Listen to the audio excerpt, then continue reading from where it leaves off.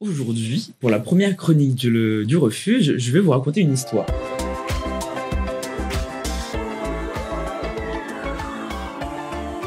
La classe américaine fait partie d'une série de 3 films, des mêmes réalisateurs, un court, un moyen et un long métrage. Et le long métrage est La classe américaine, dont je vais vous présenter un extrait maintenant. Dans vos verres, ils sont crado. Et alors, je sais pas votre pote? Ben, n'empêche qu'il faut que j'oserais. Georges! Je vous ai déjà dit de ne pas parler en buvant, c'est mauvais pour l'estomac. Excusez-moi, madame.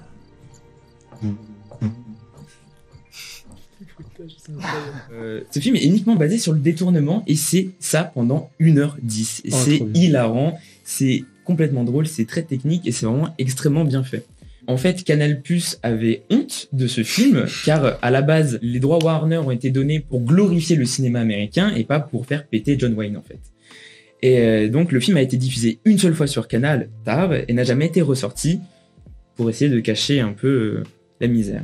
Et donc, en passant par des westerns ou des films d'enquête américains, la classe américaine enchaîne les gags faisant péter John Wayne ou James Stewart et Hugh Grant qui s'envoient des vacheries à la tronche. Le film tourne en dérision tous ces grands acteurs du film américain. Et donc justement, ce film a eu un impact vraiment conséquent sur le cinéma de Hazanavicius, comme par exemple dans les films de OSS. Ça fait un petit moment que je l'observe. Eh bien, Elle est absolument impeccable. C'est quand même bien mieux une voiture propre, non? À l'occasion, je vous mettrai un petit coup de polish.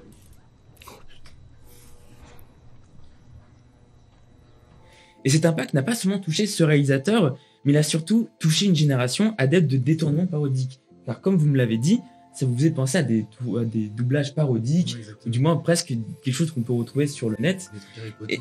Exactement, car bon nombre de vidéastes se sont appropriés des œuvres de films, que ce soit des films ou des animations japonaises, et je pourrais vous en citer un bon nombre de détourneurs du web, comme par exemple Les Chevaliers du Zodiaque, la série abrégée, qui est une référence en termes de détournement du web. En voici un extrait.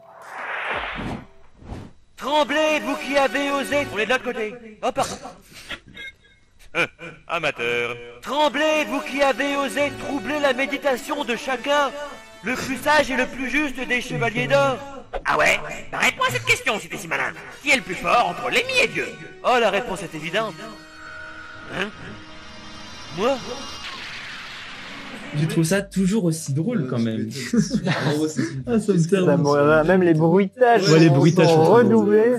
Et je vous le conseille vraiment parce que c'est une série de 10-12 épisodes et c'est hilarant, c'est vraiment très très drôle. Et c'est comme ça que je finis ma chronique, notre petit voyage sur le détournement.